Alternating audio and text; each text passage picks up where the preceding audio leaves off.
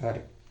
අද මම සාකච්ඡා කරන්න යන්නේ 2023 24 වර්ෂයේ. කියන්නේ 2023 2024 ඕඩර් පේපර් එකේ තිබ්බ ගණිතය දෙක කොටසේ. ඒ කොටසේ තුන්වෙනි ප්‍රශ්නය.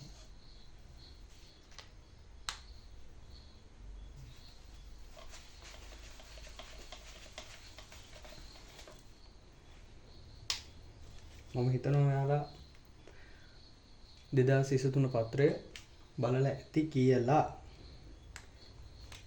ඒකේ තියෙන්නේ මෙන්න මේ වගේ රූපයක් අපිට දීලා තියෙනවා. දීලා එයාලා යම්කිසි මිනුම් වගේක් අපිට දීලා තියෙනවා. මේක අපිට දීලා තියෙනවා x කියලා. ඒ වගේම මේක අපිට දීලා තියෙනවා x කියලා. සහ අපිට දීලා තියෙන දත්තයක් විදියට මේක 7 මීටර කියලා. ඒ වගේම මේ දුර ප්‍රමාණය අපිට දීලා තියෙනවා 5 මීටර කියලා. ඒ වගේම මේ දුර ප්‍රමාණය අපිට ලබා දීලා තියෙනවා 2x කියලා. දැන් එයාලා අපිට කියලා තියෙනවා මේ අඳුරු කළ කොටසේ නැතුව මෙන්න මේ ඉඩ ප්‍රමාණය මෙන්න මේ පේන ඉඩ ප්‍රමාණයේ වර්ගඵලය ලෙස අපිට දීලා තියෙනවා 16ක් කියලා. වර්ගඵලය 16යි කියලා තමයි යාලා දීලා තියෙන්නේ. දැන් අපෙන් අහන්නේ මෙන්න මේ ඒ කියන්නේ අපිට දීලා තියෙනවා x වර්ග ඍණ 6x ධන 4 සමානයි බිඳුව කියන සමීකරණය තෘප්ත කරන්න කියලා මේ යාලා දීලා තියෙන දත්ත වලින්. මම දැන් අපිට ඕනි තව දත්ත වගේ තියෙනවා මෙතන. ඒ ටික ලියා ගන්නවා. අපිට මේක ලියන්න පුළුවන් කොහොමද? මේ සම්පූර්ණකයේ දිග 5 මීටර, ඒ වගේම මේ කොටසේ දිග x සහ මේ කොටසේ දිග x. එතනින් අපිට ගන්න පුළුවන් 2x කියලා. මෙතන අගේ අපිට ගන්න පුළුවන් 5 මීටර ඍණ 2x. ඒ වගේ අපිට ඒක ලියන්න පුළුවන් 5 ඍණ 2x කියලා. අපිට ලියන්න පුළුවන් මෙන්න මේ දිග ප්‍රමාණය. මෙන්න මේ දිග ප්‍රමාණය කොහොමද? කලින් වගේ 7 මීටර ඍණ 2x. ඒ වගේම 7 ඍණ 2x. හරි. මම දැන් මෙන්න මේ සම්පූර්ණ මෙන්න මේ කොටුවේ වර්ගඵලය සමාන කරනවා a කියලා. ඒ වගේම මෙන්න මේ අඳුරු කළ කොටසේ වර්ගඵලය සමාන කරනවා b කියලා. අපි මෙන්න මේක තනින් තමයි මේ ගාන හදන්න පටන් ගන්න මුල් පසුබිම සකස් කරගන්න. හරි.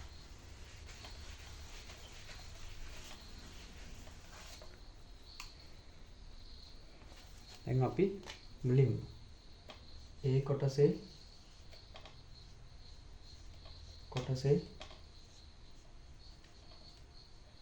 අපි හොයාගන්න මොකද? වර්ගඵලය. ඒ කොටසේ වර්ගඵලය. ඒ කොටසේ වර්ගඵලය අපිට කියන්න පුළුවන් කොහොමද? ඒ කොටස කියන්නේ සම්පූර්ණ රූපය. සම්පූර්ණ රූපය. ඒක අපිට ලියන්න පුළුවන් 7 වැඩි කිරීම 5 කියලා.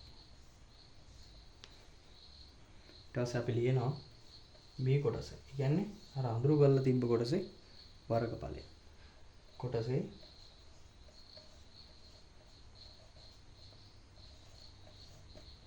වර්ගඵලය.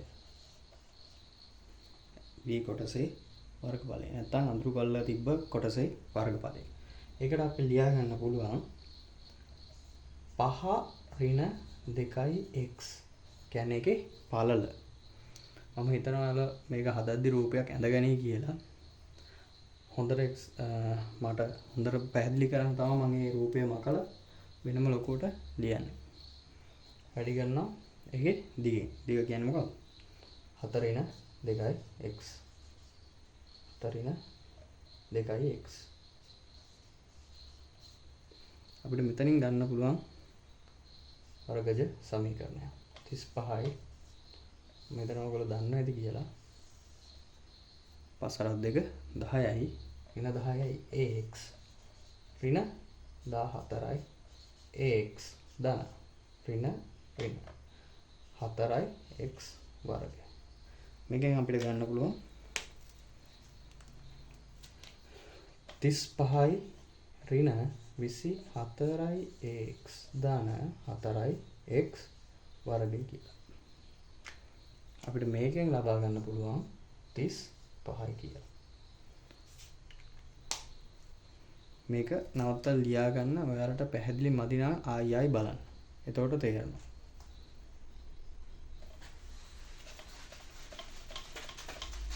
හරි.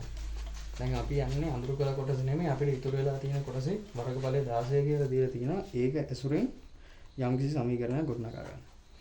අපි දැන් යන්නේ A කොටසේ වර්ගඵලය අඩු කරනවා B කොටසේ වර්ගඵලය. මොකද එතකොට තමයි අපිට අඳුරු කළ කොටසේ නෙමෙයි ඉතිරි වෙලා තියෙන පාර්ට් එකේ වර්ගඵලය ලබා ගන්න පුළුවන්. ඒක සමාන වෙනවා 16. අපි ලියන්න පුළුවන් ඒ කොටසේ වර්ගඵලය ඇවිල්ලා 35යි. අඩු කරනවා වරන් නැතුව. මොකද අපි ලියන්න පුළුවන් සමීකරණය 35 ඍණ 24යි ax කොහොමද ධන ඍණ මොකද දෙන්නේ ධන දැන්ට ධන එන්නේ ධන 4යි x වර්ගය. ඒක සමාන නම් කොටද 16. දැන් අපි ලියන්න පුළුවන් 35 ඍණ 35 වරහන් ඉවත් කරන්න. ධන 24යි x ඍණ 4යි x වර්ග සමානයි 16. ඒ වගේම අපිට පුළුවන් මේ 35ට මේ 35 කපන්න. ඒ වගේම අපිට පුළුවන් මේ සියල්ල 4ෙන් බෙදාගෙන යන්න. 4ෙන් බෙදා. ඒක 4 කියන්නේ මේ අගයන් තුනේම පොදු සාධකයක්. දැන් අපිට පුළුවන් ලියන්න මේක 6යි ax ඍණ මොකද x වර්ග සමානයි 4 කියලා. ඉතින් අපි වර්ගජ ප්‍රකාශනය සදන්න ඕන නම් ඒ කියන්නේ හදා ගන්න ඕන නම් මේක මේ පද දෙකම එහා පැත්තට අරගෙන යනවා. ඊට පස්සේ අපිට එනවා සමීකරණය x වර්ග ඍණ මොකද මෙතන ධන තියෙන්නේ 6යි ax මෙතන මේ පැත්තේ ධන 4 හැමෝම පවතිනවා. ධන 4 සමානයි බිඳුව කියලා. එයාලා මෙන්න මේක තෘප්ත කරන් තමයි කියලා තියෙන්නේ. හරි. මේ පළවෙනි කොටස. මේක තමයි උත්තරේ. හරි. දැන් අපි යන්නේ දෙවෙනි කොටසට. ඒ වගේම එයාලා අහලා තියෙනවා මූල 2 දීලා තියෙනවා. මූල 5 දීලා තියෙන එයාලා සමානයි 2.24 විදියට. හරි. දැන් එයාලා කියනවා මූල 5 සමානයි 2.24 නම් මේ සමීකරණය තෘප්ත කරලා x ගේ මොනවද? මූල හොයන්න කියලා කියනවා. කියන්නේ මූල හොයන එක තමයි මෙතනින් කරන්නේ. එකට අපි පාවිච්චි කරනවා මෙන්න මේ සමීකරණය. ඍණ b. හිතනවා මේක දන්නවා ඇති කියලා. p වර්ග ඍණ 4යි ac. බෙදීම 2යි. මොනවද ලියනවා? අපි තෘප්ත කරගත්ත සමීකරණය මෙතනින් x වර්ග ඍණ 6යි ax ධන 4 සමානයි බිඳුව. අපි දන්නවා මෙතන එකක් තියෙනවා. මේ එක තමයි a කියන්නේ. මෙතන තියෙන ඍණ 6 තමයි b වලට සිම්පල් b වලට සමානයි.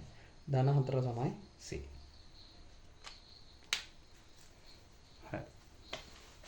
දැන් අපි මේකට ආදේශ කරන්න යන්නේ. x ඍණ b කියන්නේ මොකද්ද? ඍණ b කියන්නේ ඍණ 6. ඍණ.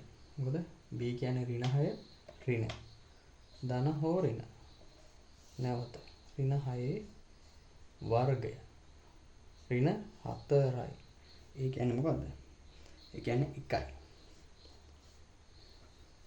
එතකොට c කියන්නේ 4යි. ඒක බෙදනවා සම්පූර්ණ පදයෙන් බෙදනවා දෙවරක් 1. දෙක වැඩි කිරීම 1. මේකෙන් අපිට ලබා ගන්න පුළුවන් උත්තරය මේක වෙලා 6යි. ධන හෝ ඍණ. එතන ලැබෙන අපිට ඍණ 6 වර්ගේ 36යි. ඍණ 6 වර්ගේ 36යි. 4 වරක් 4 16යි. 36න් 16ක් අඩු වුණාම 20යි. 2. දැන් අපිට මේක ලියා ගන්න පුළුවන් අපේ කරණි දෙනුම් භාවිතා කරලා x 6 ධන හෝ ඍණ 4 වැඩි කිරීම 5. එතකොට මේක ලියා ගන්න පුළුවන් මෙන්න මේ ආකාරයට. හරි. මෙතනට වෙනකම් මේක නවත්තලා වීඩියෝ එක නවත්තලා ලියා ගන්න.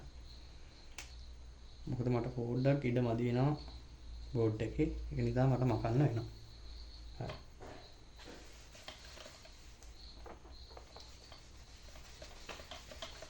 දැන් අපි ලියන්න පුළුවන්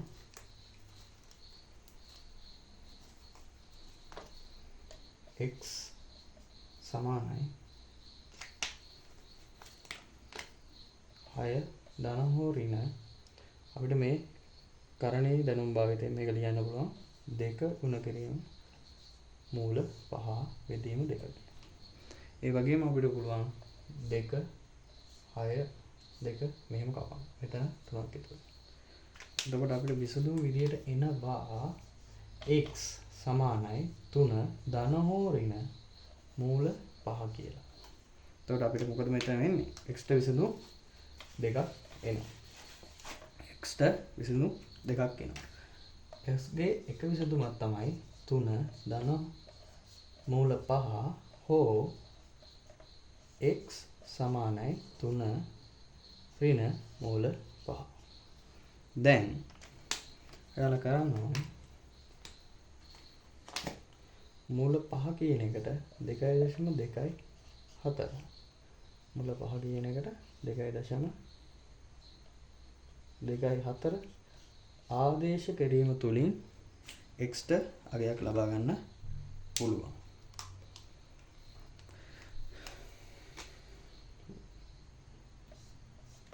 එතකොට අපිට ලබා ගන්න පුළුවන් x සමානයි 5.24 හෝ x සමානයි 3 ඍණ 2.24 කීයද? 3 2.24 අපිට කීයද දෙන්නේ? එතකොට උත්තරේ 10න් 4 කීයද? 10න් 4 6යි. 9න් 2 7. තුරලා තියෙන්නේ 2යි. 2න් 2 බිඳුවයි. 0.76 කියලා අපිට මෙන්න මේ උත්තර දෙකක් ලබා ගන්න පුළුවන්. එතකොට මේක මොකද්ද උත්තරේ වෙන්නේ? උත්තරේ වෙන්නේ 0.76. ඒකට හේතුව පළලේ අපිට දීලා තියෙන රූපයට අනුව රූපයේ දිග මීටර 7යි. ඒ වගේම පළල මීටර 5යි. අපිට දීලා තියෙන නොදන්නා පදයේ x එක මීටර 5ට වැඩි නම් අපිට මේ උත්තරේ ගන්න බෑනේ. මේක 5ට වැඩිනේ. එතකොට පළලෙන් 2x ඒ කියන්නේ 10.48ක් අඩු කරන්න බෑනේ. 10.48ක් අඩු කරන්න බෑනේ 5න්. ඒක නිසා මේ උත්තරේ නෙමෙයි ඉන්නේ. මෙන්න මේක තමයි s ගේ නියම විසඳුම. මේක වැරදි. මේක තමයි නියම විසඳුම. හරි මම හිතනවා ඔයාලට හොඳට තේරුම් ගියා කියලා. මම මේ වගේ 2022 පේපර් එක දානවා. ඒ වගේම 2021 ඒ වගේ කලින් තිබ්බ පේපර් වල මේ වගේ අඩංගු වෙච්ච ගාන මම මේ ප්ලේලිස්ට් එකට ඇඩ් කරනවා. ඔයාලට මේ ගණන් වල අපහසුතාව තියෙනවා නම් මේ එක දිගට දාන ගණන් ටික බලාගෙන මම හිතනවා තේරුම් ගන්න පුළුවන් වෙයි කියලා. Thank you.